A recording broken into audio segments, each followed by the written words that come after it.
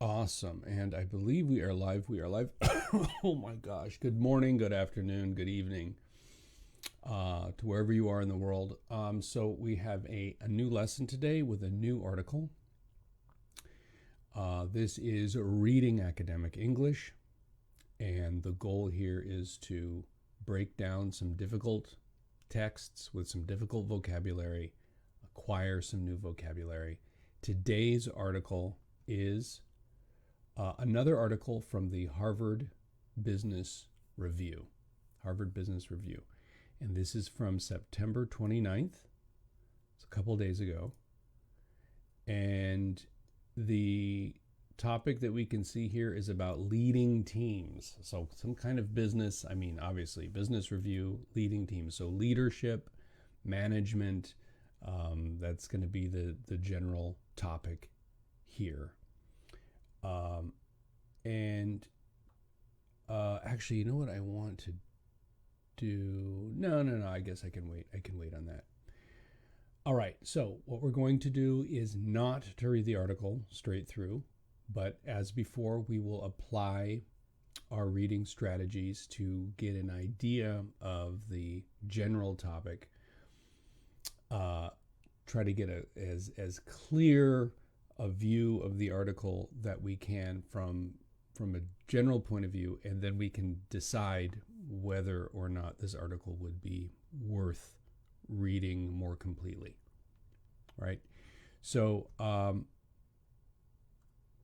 we will start with the title. This article has headings. We'll take a look at the headings. We'll take a look at the very beginning of the article and the very end of the article, and get that general sense. How many of these sections do we have? 1, 2, 3, 4, 5. So it looks like five sections. Oh, and I have this as a Word document, which I want to switch to so that I can, there we go, so I can write on it. Excellent. Okay. Wonderful. So there it is. Leading teams, Harvard Business Review. There's our date. So let's start with the title. We'll read the title and see what we can understand or what guesses that we can make based on the title.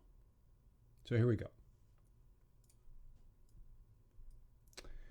The title: Creating a Cohesive Team for Corporate Transformation Projects. All right, creating a cohesive team for corporate transformation projects. So what can we understand from this? Well, the first thing I notice is that similar to some previous articles, this seems to be a how-to. It's a how-to article. Feels like it. Like how to create something, how to create a specific kind of team, so that we'd be getting some advice from the article.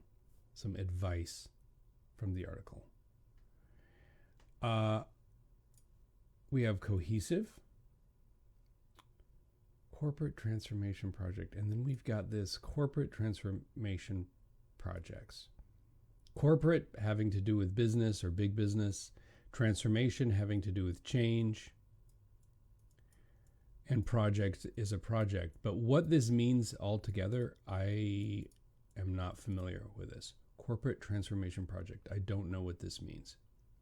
Cohesive is an important word for us to look at. What does cohesive mean? Cohesive means that the parts of something work well together. So if something's cohesive, the parts work well together. So a cohesive team means that the team members work together effectively, productively, work well together.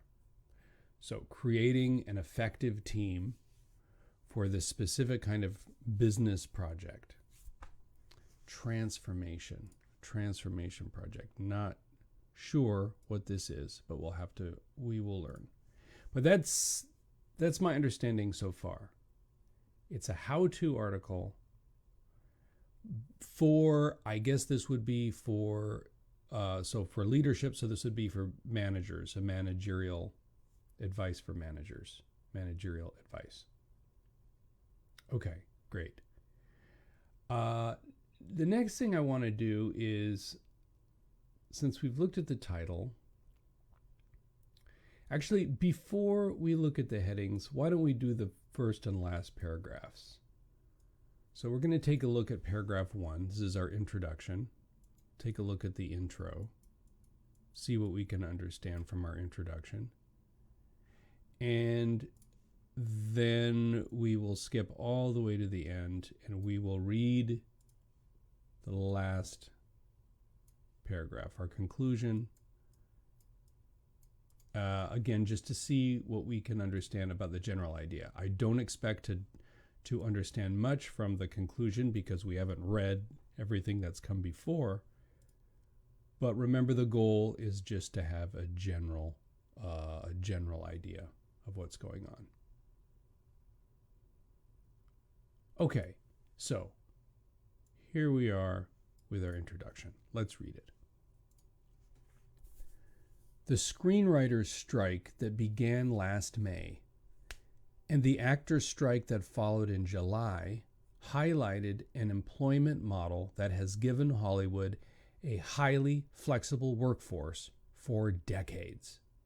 The vast majority of people on a set are not studio employees, but independent contractors or employees of other firms.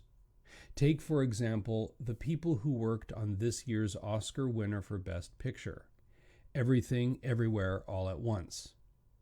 In addition to the 42 actors, the 49 artists, set dressers, and painters, the hundreds more who provided art, music, transportation, writing and editing, costumes, casting, sound, and stunts, the rest of the crew came from 6 production companies, 3 special effects firms, and 28 other organizations. Okay, so this is our introduction. There's a lot here. What am I supposed to understand or take away from this? I'm surprised that we're talking about movie making and movies right from the beginning. But I guess that the goal here, remember the goal of an introduction, we're going to introduce the topic, but also this is a bit of a hook, isn't it? It's something surprising. It's giving us a look into how something is made that might be surprising. What is surprising about this paragraph? I guess what's surprising for me is this part right here. The vast majority of people on a set are not studio employees. Vast. What does vast mean? It's overwhelming majority. Not just the majority, right? What is majority? What does majority mean? That's more than, how does more go? Not that way, like this. More than 50%, right? More than 50%.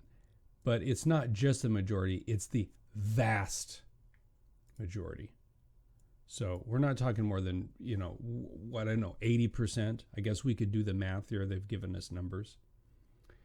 I think, by the way, this is my mistake that I should have this in italics as a title.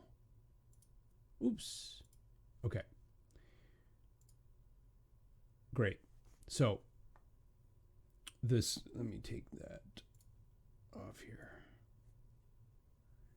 All right. So the screenwriters strike, and if you're not aware, the strike, what does a strike mean in terms of business and employers and employees? What is the meaning of a strike? This means the screenwriters, so the people who write for the movies, the actors, of course, who are acting in the movies, have stopped working in order to negotiate for better working conditions. So that's the strike. that's happening here. Screenwriters and actors. It's going on. As far as I know, I think that the screenwriters have ended their strike, but the actors are still on strike, even to today, beginning of October, I believe. I could be wrong.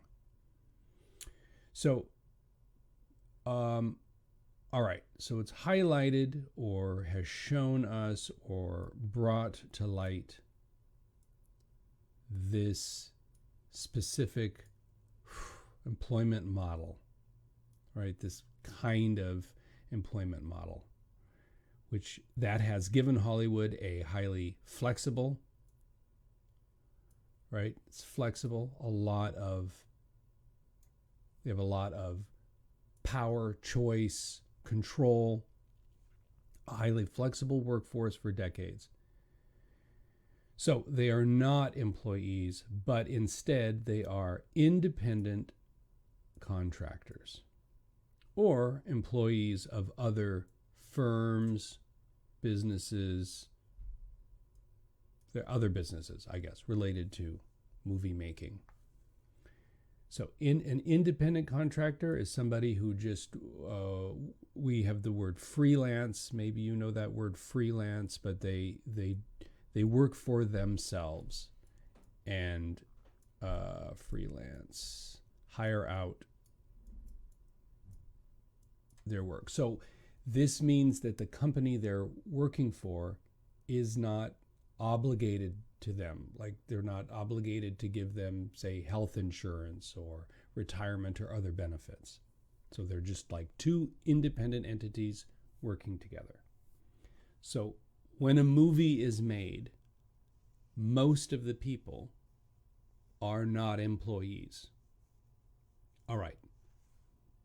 So what does that mean? So I guess here in the first paragraph, we're just establishing that this is the nature of this specific industry, movie making movies, that most of these people, so many people, look at all these people, hundreds more, a lot of people here, they are part of other organizations. All right. Well, what does that mean? I don't know. How is this related to our title? I don't know. In fact, let's look at the title again and think about this. Corporate transformation projects, creating a cohesive team. I don't know yet. We're going to have to learn more. All right. So the first paragraph we're dealing with Hollywood. And again, I will stress that the main idea here is the vast majority of people on a set are not studio employees. This is a specific example that I believe the article will develop into a more general thesis. But before we go on, let's skip to the end of the article, see what we can learn there. Here's our conclusion. It says this: at a time when companies must move faster to stay competitive, bringing in outsiders for key roles in transformation initiatives has become a reality. But insiders and outsiders must be managed as one effective, cohesive, motivated, and collegial team. Movie producers and directors know how to do this. Companies and industries that are a long way from Hollywood must follow suit. Wow. Okay. Interesting. I'm a little surprised. So first of all, what am I not surprised about? Well, so we've stuck with the whole Hollywood movie producers. I still believe that the majority of this article will not be about movie making, will not be about Hollywood, but instead that this is a specific example. I could be wrong, but that this is a specific example that points to a general principle. We have the term outsiders and insiders here. Outsiders Or insiders. Insiders and outsiders. What are these? How are these words being used? What's the meaning here? Outsiders, insiders. These are the working people. These are the people who work for the whatever the project is. So I don't want to say employees, because so the people, the working people. These are the people who are working on something. I guess I can call working people. I don't want to be. I'm not trying to be political or anything here, but the insiders would be the employees. The outsiders would be the independent contractors. Insiders and outsiders. So if we go back all the way up to our first paragraph, we would have employees as insiders, independent contractors as outsiders. Employees are the insiders, independent contractors are the outsiders. All right, so that's what's being discussed. And the difficulty here, when you're building a team, that team might not be cohesive. It might be difficult to build a cohesive team if you have employees who have to work with independent contractors, outsiders. And to have them work together can be a challenge. You can imagine this. It can be quite difficult. All right, so with this conclusion, so at a time, which that means now, we're talking about right now, today, at a time in 2023, when companies must move faster to stay competitive, right? It's a very competitive time. They need to move fast. Bringing in outsiders for key roles, and then here we have this transformational initiatives. What does this mean? I don't know. Transformation, of course, means change. An initiative has multiple meanings, but an initiative could be like a plan or a project. I'm going to assume actually that initiatives right here is meaning a project, so that this phrase will mean the same thing as what we've seen before. Transformation, initiative, transformation, project, right? That's what is that what the title calls it? Corporate transformation project. Yeah. A project, initiative, I'm seeing that as the same meaning in this case. Initiative, a project. Okay. So, at a time when it is important, it's very important for companies to move quickly with projects. A transformation project. I don't know what a transformation project is, but we understand they have to move quickly in order to be competitive. And in order to move quickly, they're bringing in outside people, outside workers to work with insiders, outsiders and insiders together. And then it praises or states that in Hollywood, they know how to do this. But companies in other industries outside of Hollywood must follow suit. What does that mean? Must follow suit. This is an idiom. If you know this word, an idiom. So must follow suit just means do the same thing. Must do the same. Must do the same. Do the same thing. Must follow suit. The word suit does not refer to clothes, but instead refers to follow suit. This comes from a game of cards. You're playing cards, right? You've got a heart and clubs and diamonds and spades,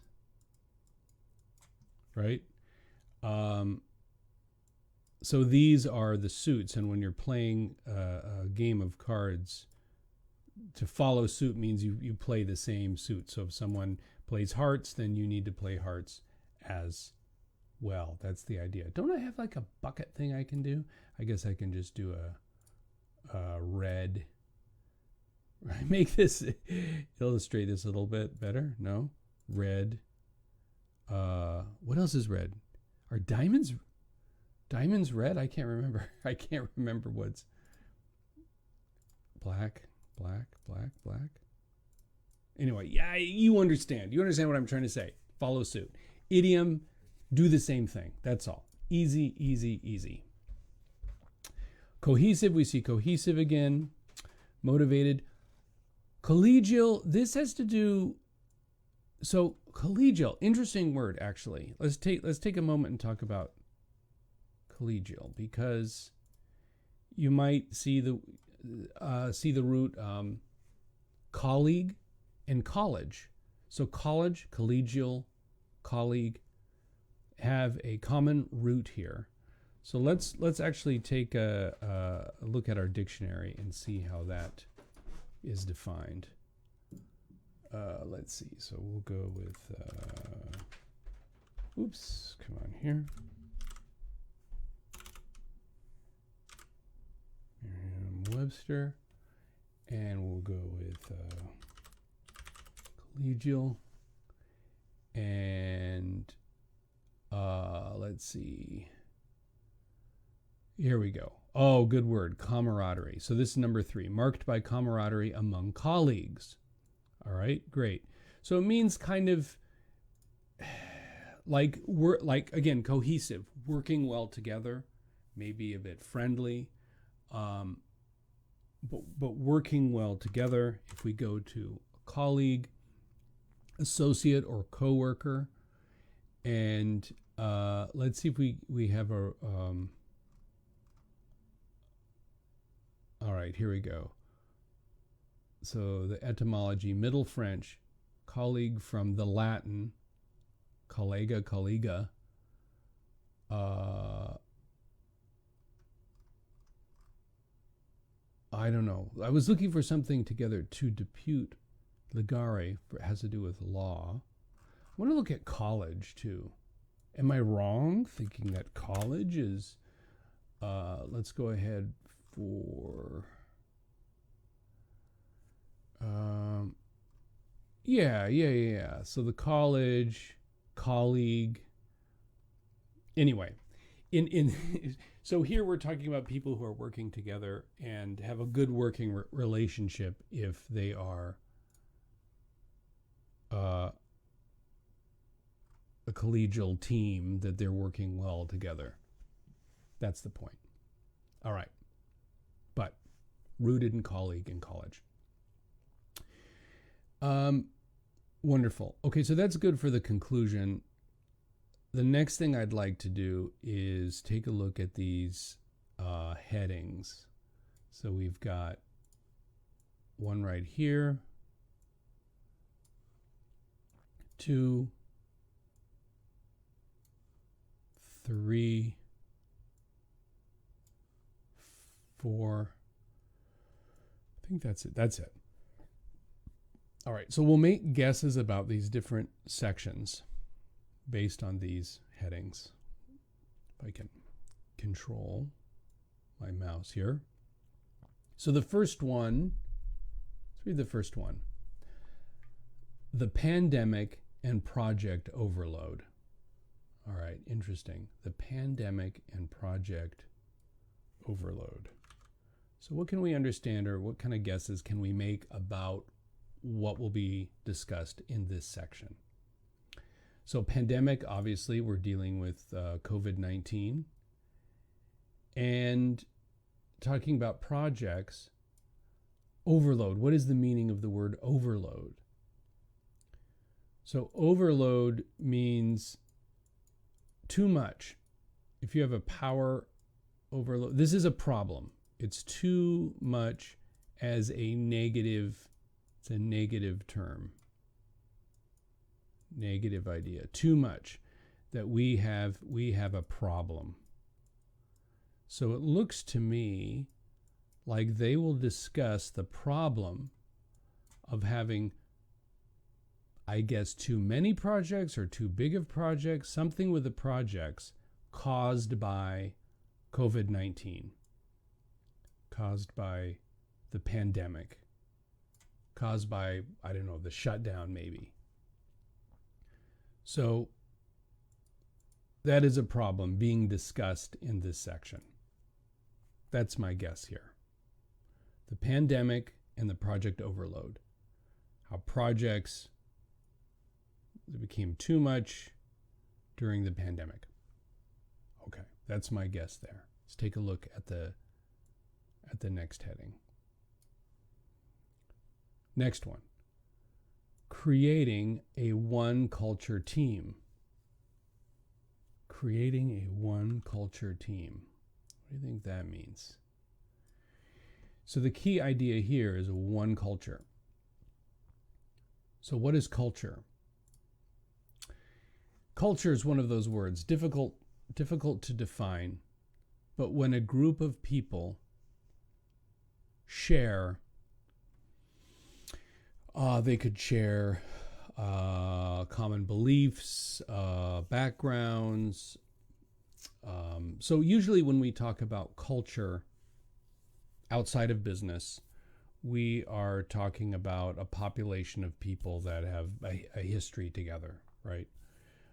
So we talk about the American culture or French culture or, whatever. But in business, we talk about a culture within a company. So you take two companies. Let's take Google and let's take,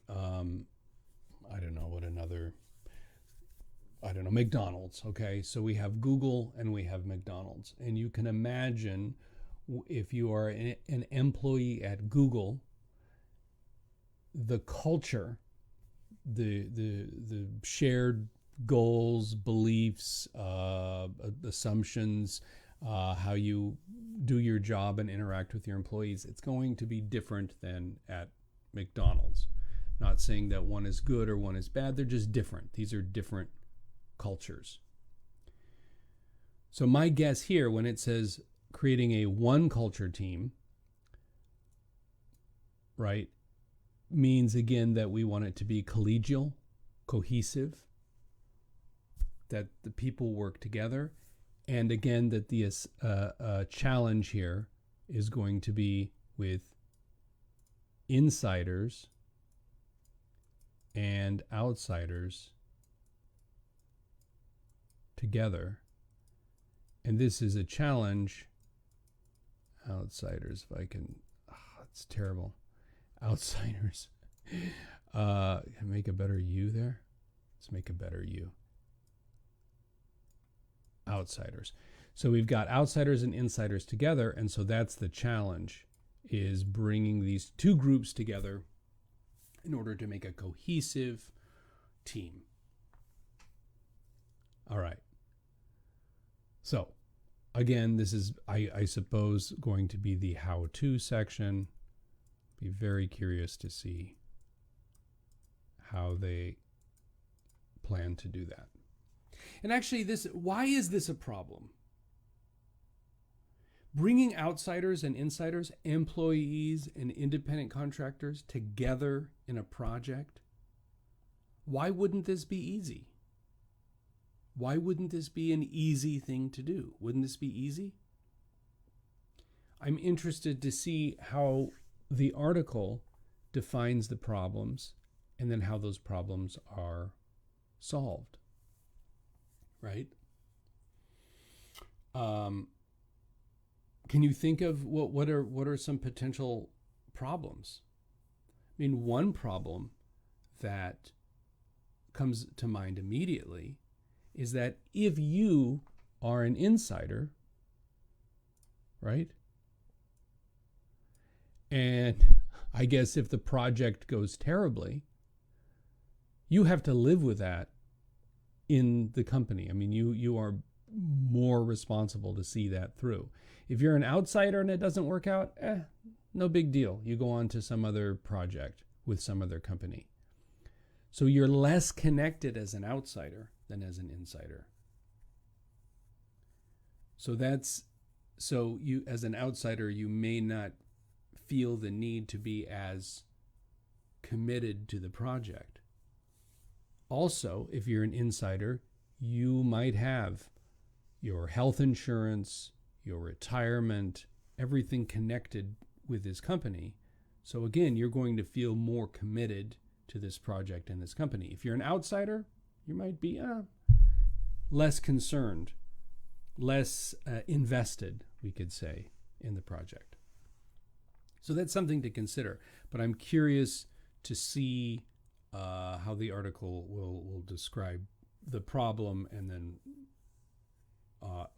give advice on resolving that problem. All right, so that's that one. Creating a one culture team. Actually, I'd like to number these sections. I'm going to call this first section 1 here. We don't have a heading for it. It's just that beginning section. And then we're going to call this section 2. And then we're going to go with section 3, creating a one culture team. And then I think we have one more after this. We'll go section 4. And then do we have, we do. And then section 5, okay. And that's it. So let's look at section 4. Go back up to section 4. Section 4, making the work personal, not transactional. Oh my goodness, that's surprising. That's surprising. What does this mean? Making the work personal, not transactional. So to make work personal.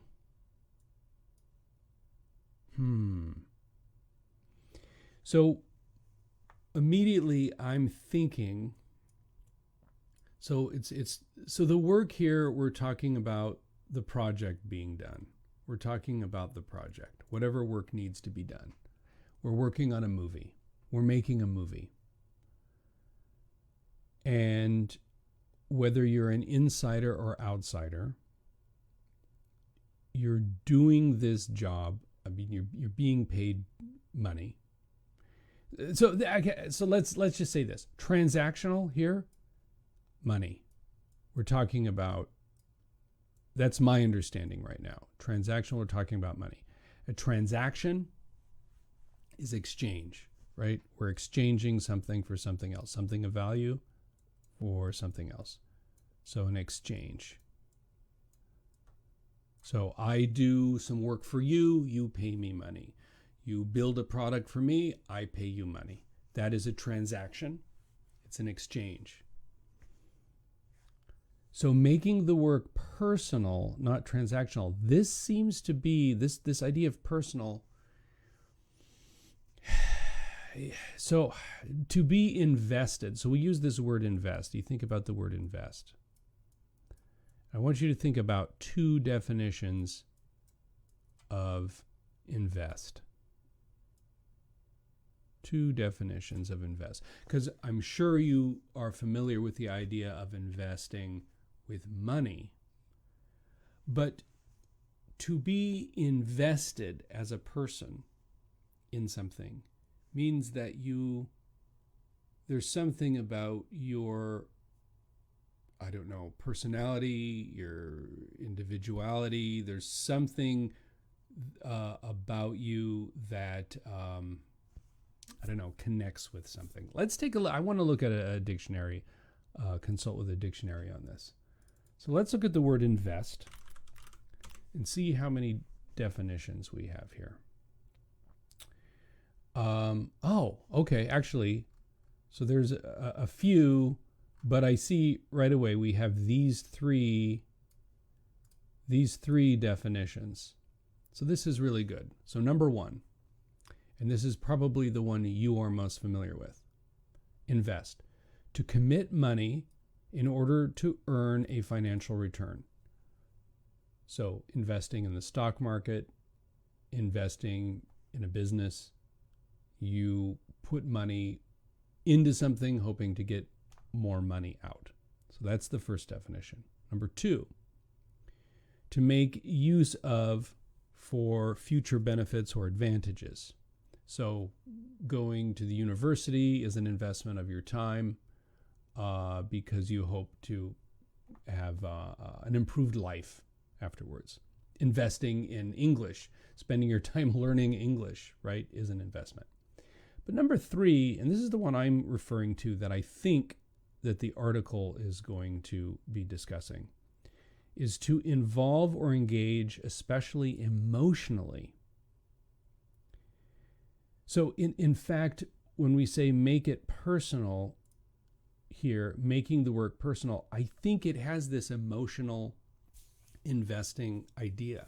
That's my guess, that it's not just about the money, but there is an emotional investment in the work. An emotional investment in the work.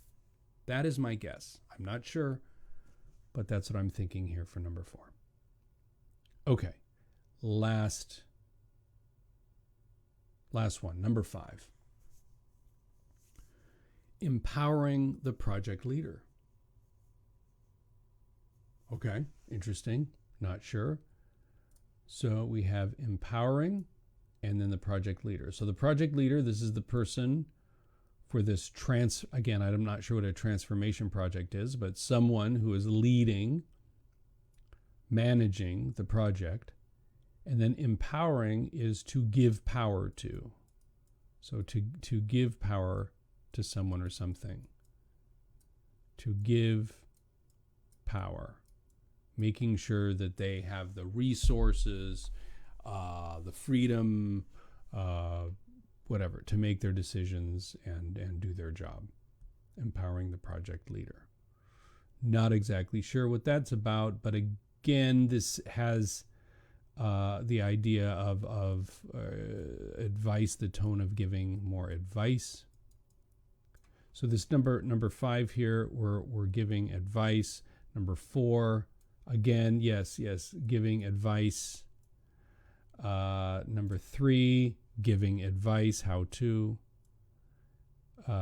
Number 2 is not giving advice, the pandemic and the project overload.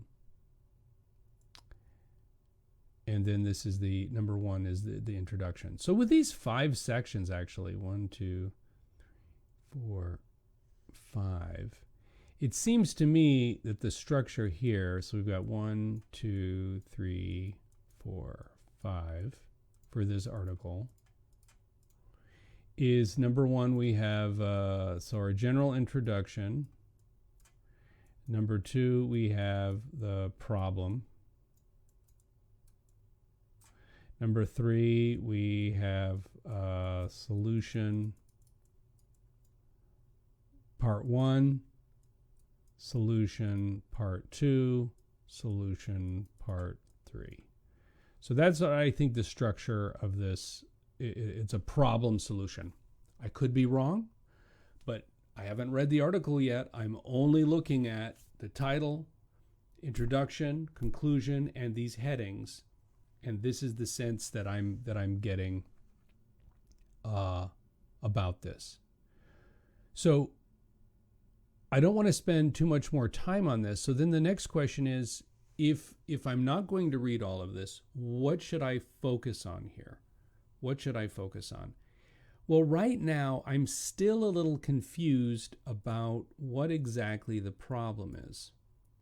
So spending more time maybe in the introduction or the problem area, I'd want to have a clearer idea before looking at the solutions.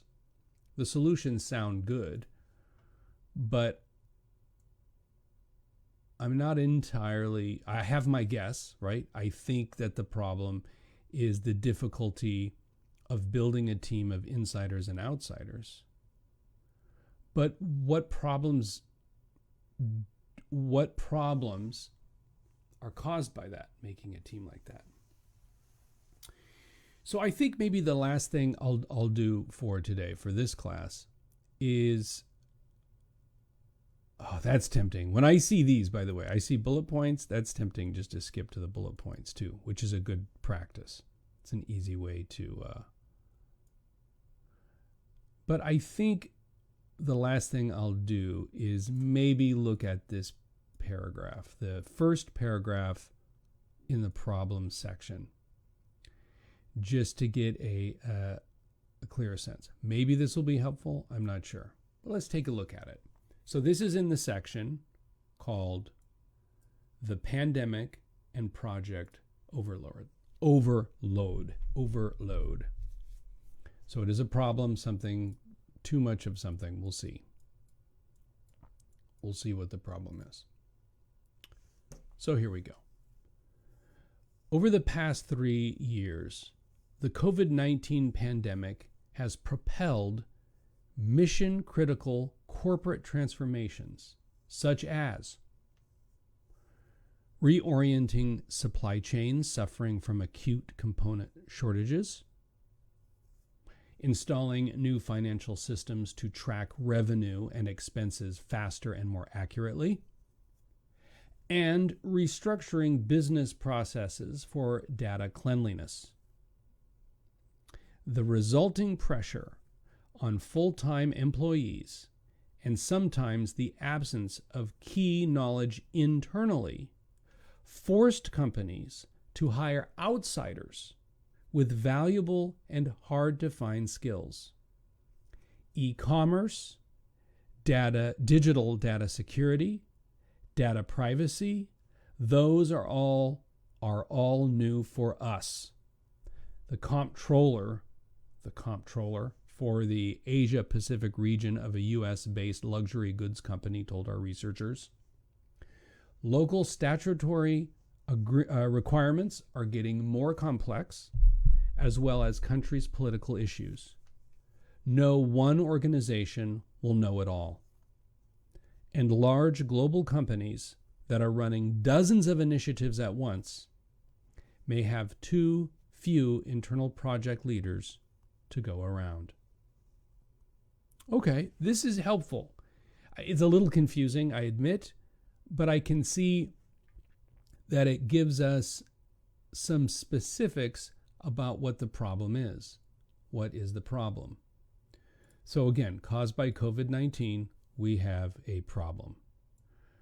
All of this stuff, whatever's going on here, problems with supply chains, problems with data cleanliness, problems with security, I don't know, a bunch of details. But what I notice is when we get to the end of this, again, insiders and outsiders, that we don't have enough insider or internal leaders. And that is requiring the hiring of outsiders. Okay? So companies are having to hire outsiders in order to solve these problems. Why? Because one company all by itself can't do everything. No single organization. So it says no one. It doesn't mean like no one knows what to do. It says no, can't do it alone. Can't do it alone.